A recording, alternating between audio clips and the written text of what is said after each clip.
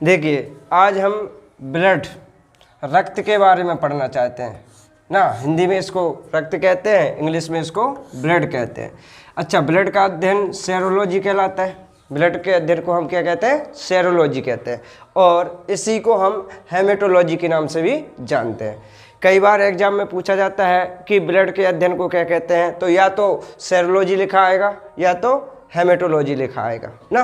तो हम आज ब्लड के बारे में पूरी डिटेल जानना चाहते हैं कि ब्लड क्या क्या इसके कार्य होते हैं, ब्लड किस प्रकार से होता है। ठीक है, तो देखिए, सबसे पहले मैं आपको परिचय करा दूं कि रक्त अर्थात जिसे हम ब्लड कहते हैं, ब्लड का अध्ययन सेरोलॉजी कहलाता है और इसी को हम हेमेटोलॉजी के नाम से भी जानते हैं। अब मैंने पूरी स्लाइड बना के रखी है ताकि आपको कम समय में ज़्यादा कुछ बता सकूं। सबसे पहले मैंने लिखा कि प्राकृतिक कोलाइड, रक्त एक प्राकृतिक कोलाइड होता है। कोलाइड किन्हें कहते हैं?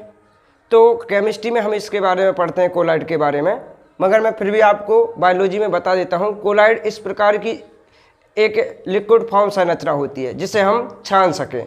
तो रक्त को भी हम क्या कर सकते हैं? छान सकते हैं। जैसे आपने देखा हुआ दूध को छानने पर कुछ चीज़ें बच जाती हैं ना, कुछ बच जाता है, ऐसे रक्त में भी कुछ चीज़ें बच जाती हैं। इस प्रकार से आप समझ सकते हैं। हालांकि ये कोलाइड की इस प्रकार की आप प्रकृति ना समझे, बस कोलाइड को समझाने का प्रयास कर रहा हूँ कि कोलाइड होता क्या है। कि जैसे रक्त को अगर हम छाने ना तो कुछ चीज़ें बच जाती हैं, उसी को अपन कोलाइड कहते हैं। अर्थात रक्त की प्रकृति कैसी होती है? कोलाइड ही होती है।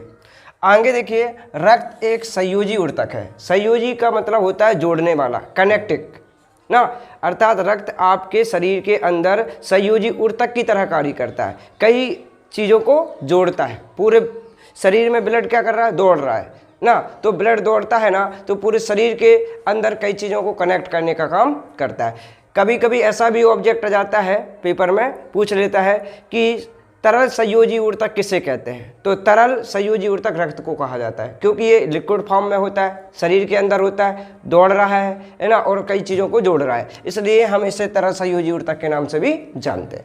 अब बात आती है, हमारा जो रक्त है, ब्लड है, इसका जो पीएच मान होता है वो होता है 7.4, जो कि एक प्रकार का क्षारीय होता है। हमारे ब्लड का जो पीएच मान है वो है 7.4। ये भी कई बार एग्जाम में पूछा गया है कि ब्लड का पीएच मान कितना होता है, तो 7.4 होता है।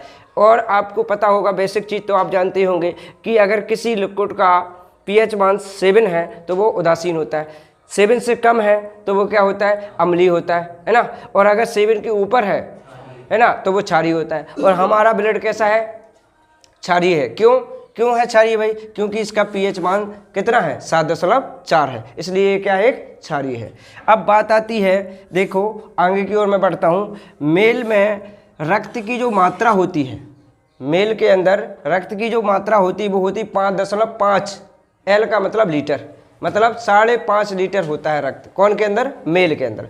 फीमेल के अंदर थोड़ा कम होता है। कितना होता है? 5 लीटर, आधा लीटर कम हो जाता है। कुछ लोग मजाक में या ना जानने वाले ऐसा भी कहते हैं कि फीमेल जो होती है रक्त चूस लेती है, इसलिए उसका रक्त कम रहता है ताकि वो दूसरे से पूरा कर सके, परंतु ऐसा नहीं है। वास्तव में बात यह है कि फीमेल के अंदर हीमोग्लोबिन की मात्रा कम होती है, और हीमोग्लोबिन क्या करता है? हीमोग्लोबिन क्या करता है? रक्त का निर्माण करता है। तो इनमें हीमोग्लोबिन की मात्रा कम होने के कारण रक्त का स्तर भी कम होता है। कितना होता है? 5 लीटर। अब बात आती है, निर्माण कहाँ होता है रक्त का? रक्त का निर्माण कहाँ होता है? तो देखिए, अगर हम बात करें भ्रूण में, भ्रूण मतलब समझते हैं, जो बच्चा अभी गर्भ में है, अभी उसका प्रजनन मतलब वो गर्भ से बाहर नहीं आया है, उसे हम भ्रूण कहते हैं। भ्रूण में रक्त का निर्माण गर्भाशय के अंदर होता है ना। और वयस्कों में मतलब हम लोगों में, अडल्ट में, हम लोगों में हमारे अंदर रक्त का निर्माण होता है अस्थि मज्जा में। अस्थि मज्जा किसे कहते हैं भाई? हमारी हड्डियों के बीच के खोखले भाग को अस्थि मज्जा कहते हैं। तो भ्रूण में, गर्भाशय में होता है किसका निर्माण? रक्त का निर्माण। और जबकि हम में कहाँ होता है? अस्थि मज्जा में रक्त का निर्माण होता है। तो ये बेसिक सी चीज़ें आपने कभी पढ़ी होंगी, और ये बहुत सारी एग्जामों में अलग अलग तरीके से पूछी जाती हैं। अब मैं आगे की ओर बढ़ता हूँ। देखिए, स्टोर की बात करें तो हमारे शरीर के अंदर रक्त कहाँ स्टोर होता है? पेट में स्टोर होता है। ये नहीं समझना कि हार्ट में स्टोर होता है। हार्ट तो केवल क्या करता है? पंप करता है। स्टोर कहाँ होता है? पेट में। और पेट में भी कहाँ? प्लीहा में। कहाँ होता है? प्लीहा।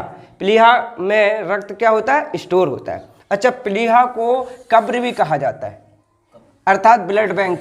देखो ब्लड बैंक इसलिए कह रहे हैं क्योंकि ब्लड स्टोर हो रहा है। इसे कब्र क्यों कहते हैं, प्लीहा को कब्र क्यों कहा जाता है, क्योंकि आपकी जो आरबीसी होती हैं जिन्हें लाल रक्त कणिकाएं कहते हैं, रक्त में 3 प्रकार की कणिकाएं होती हैं, श्वेत रक्त कणिका, लाल रक्त कणिका, प्लेटलिस्ट ना, बिम्बाणु जिन्हें कहते हैं, है ना। तो आपकी जो लाल रक्त कणिकाएं होती हैं जिनके अंदर केंद्रक नहीं होता है, केंद्रक नहीं होता है, केंद्रक ना होने के कारण वे स्वयं अपने आप को पचा नहीं सकती, अपघटित नहीं कर सकती, इसलिए वो कहाँ जाती हैं, प्लीहा में। वहाँ जाकर उनका क्या हो जाता है, विघटन हो जाता है, वो नष्ट हो जाती है। इसलिए प्लीहा को क्या कहा जाता है, कब्रिस्तान कहा जाता है। देखो मैंने 2-3 चीज़ें बताई आपको प्लीहा से संबंधित। स्टोर का काम भी कौन करता है, ब्लड बैंक क्या है, प्लीहा। कई बार ये पूछा जाता है कि हमारे शरीर में ब्लड बैंक किसे कहते हैं, प्लीहा को कहते हैं ना, मतलब रक्त को स्टोर करने वाला भाग कौन है, प्लीहा। इसके अलावा ये भी पूछा जाता है कि लाल रक्त कणिकाओं का कब्रिस्तान किसे कहते हैं, तो वो भी किसको कहा जाता है, प्लीहा को। लाल रक्त कणिकाओं का ही कहा जाता है, श्वेत रक्त कणिकाओं का नहीं कहा जाता। क्यों, क्योंकि सर श्वेत रक्त कणिकाओं के अंदर केंद्रक होता है, वो स्वयं ही अपने आप को क्या कर सकती हैं, अपघटित कर सकती है। देखिए तो मैं क्या कह रहा हूँ कि ये जो कोलेस्ट्रॉल होता है, कोलेस्ट्रॉल की मात्रा मानव शरीर के अंदर कितनी होना चाहिए, एक स्वस्थ व्यक्ति के अंदर कितनी होना चाहिए, 200 ग्राम पर डेसिबल, इतनी होना चाहिए। डेसिबल का मतलब समझ रहा है, एक ढक्कन में, एक ढक्कन ब्लड के अंदर कितना होना चाहिए, 200 ग्राम होना चाहिए। इससे अगर ज़्यादा है तो आपके शरीर में क्या हो सकता है, दिक्कत खड़ी हो सकती है। क्या हो सकता है, देखो वैसे तो कोलेस्ट्रॉल इतना हानिकारक है कि ये आपकी जो धमनी और स्राव होती है ना, जिनमें रक्त बह रहा है, उनमें के अंदर क्या हो जाता है, भर जाता है, जम जाता है और एक प्रकार से चोक कर देता है, किन को, धमनियों को और स्रावों को। इससे क्या होता है, ब्लड को सही से क्या नहीं कर पाता है, परिसंचरण नहीं कर पाता है, घूम नहीं पाता है। उससे क्या होता है, हार्ट जैसी समस्या भी उत्पन्न हो सकती है। तो कम से कम तेल का सेवन करें या ऐसी चीज़ें कम खाएं जिनमें वसा हो, चिकनाई हो ना, कम से कम खाना चाहिए। अच्छा अब बात करें हीमोग्लोबिन की। रक्त के अंदर हीमोग्लोबिन पाया जाता है, रक्त के अंदर हीमोग्लोबिन पाया जाता है। हीमोग्लोबिन को शॉर्ट में हम HB भी लिखते हैं ना। हीमोग्लोबिन के अंदर एक धातु पाई जाती है, धातु का नाम क्या है, आयरन। हीमोग्लोबिन के अंदर कौन सी धातु पाई जाती, आयरन पाई जाती ना। अगर इसको हम तोड़ें हीमोग्लोबिन को, तो हिम प्लस ग्लोबिन ना, तो हिम आयरन को व्यक्त कर रहा है, हिम किसको, आयरन को, और ग्लोबिन क्या बता रहा है, प्रोटीन, है ना। ग्लोबिन रक्त में क्या पाई जाती है, प्रोटीन। हिम आयरन को बता रहा है और ग्लोबिन एक प्रोटीन को बता रहा है। अच्छा अगर बात करें कि मानव में हीमोग्लोबिन क्या हो, कितनी कितनी मात्रा में पाया जाता है, तो देखो मेल की अगर बात करें तो मेल में 14 ग्राम पर डेसिबल ना, मेल में इतना होता है, और फीमेल में कितना होता है, 13 ग्राम पर डेसिबल होता है। फीमेल में थोड़ा कम होता है, इसलिए तो उनमें ब्लड की मात्रा भी कैसी होती, कम होती, क्योंकि हीमोग्लोबिन में क्या है, कम है। आगे देखिए, अब बात आती है कि जो रक्त परिसंचरण की खोज है, रक्त परिसंचरण किससे कहते हैं, हमारे शरीर में जो रक्त बह रहा है ना, धमनियों और स्रावों में, धमनियों में शुद्ध रक्त बहता है और स्राव में अशुद्ध रक्त बहता है। इसकी खोज सबसे पहले किस वैज्ञानिक ने की, तो इसकी खोज की थी विलियम हार्वे। विलियम हार्वे, ये बहुत बार कई बार एग्जाम में पूछा गया है कि रक्त परिसंचरण की खोज किस वैज्ञानिक के द्वारा की गई, तो इसे आपको अच्छे से याद कर लेना। वैसे तो ये स्लाइड जो मैंने आपको तैयार करके बता रहा हूँ, ये स्लाइड बहुत ही इंपॉर्टेंट है, किसके लिए, एग्जाम के लिए। आगे देखिए, ब्लड के मैंने कार्य लिखे हैं, कुछ खास कार्य जिनके मैं आपको बता दूं। सबसे पहले ताप को नियंत्रण, है ना। ब्लड जो होता है ना आपकी बॉडी के अंदर क्या करता है, तापमान नियंत्रित करता है, तापमान को, बॉडी के तापमान को क्या करता है, नियंत्रित करता है, मतलब कम और ज़्यादा नहीं होने देता है। नेक्स्ट अगर बात करें, पोषक पदार्थ जो होते हैं उनका परिवहन करना। परिवहन मतलब समझते हैं, एक स्थान से दूसरे स्थान तक ले जाना। जैसे कि देखो आपने जो भोजन खाया, उस भोजन के अंदर जो भी आवश्यक पदार्थ हैं, जैसे कि विटामिन ना, जैसे कि विटामिनों के अलावा आपके प्रोटीन, वसा, कार्बोहाइड्रेट जो आपके शरीर के लिए कैसे हैं, आवश्यक हैं, उनको आपके रक्त के माध्यम से ही तो वो कहाँ पहुँचते हैं, आपके शरीर के विभिन्न अंगों में पहुँचते हैं। तो कौन पहुँचा रहा है, रक्त। रक्त क्या कर रहा है, पोषक पदार्थों का परिवहन कर रहा है, आपके शरीर के हर अंगों तक पोषक पदार्थों को पहुंचा रहा है ना। अच्छा रक्त और क्या कार्य करता है, रक्त आपके शरीर में ऑक्सीजन और कार्बन डाइऑक्साइड का भी क्या करता है, परिवहन करता है। कैसे, अब भाई तुम सोच रहे हो फेफड़े करते हैं, फेफड़े तो एक प्रकार का डब्बा है जहाँ जाकर ऑक्सीजन क्या हो जाती, बैठ जाती। उसके बाद इस डब्बे में से हमारे रक्त के अंदर जो हीमोग्लोबिन होता है ना, वो क्या करता है, ऑक्सीजन के साथ में दोस्ती कर लेता है और ऑक्सी हीमोग्लोबिन बना लेता है और शरीर के विभिन्न भागों में ऑक्सीजन को ले जाता है। जहां भी ऑक्सीजन का दाब कम होता है, प्रेशर कम होता है, ऑक्सीजन की मात्रा कम होती है, वहां पर जाकर टूट जाता है। किसमें, ऑक्सीजन अलग हो जाती है, हीमोग्लोबिन अलग हो जाता है। इस प्रकार से ऑक्सीजन का परिवहन करता है कौन, रक्त। और कार्बन डाइऑक्साइड का भी ऐसे ही परिवहन करता है। जहां कार्बन डाइऑक्साइड होती है उसके साथ दोस्ती कर लेता है और उसको लेके आ जाता है कहाँ, फेफड़ों तक, और उसको बाहर निकाल देता है। तो देख रहे हैं आप, रक्त बहुत काम की चीज है ना। आगे देखिए, रक्त और क्या करता है सर, रक्त उत्सर्जी पदार्थों का भी परिवहन करता है। परिवहन कर रहा है, निकाल नहीं रहा है। न तुम सोचो कि उत्सर्जन कर रहा है, नहीं, उत्सर्जन तो किडनी करती है।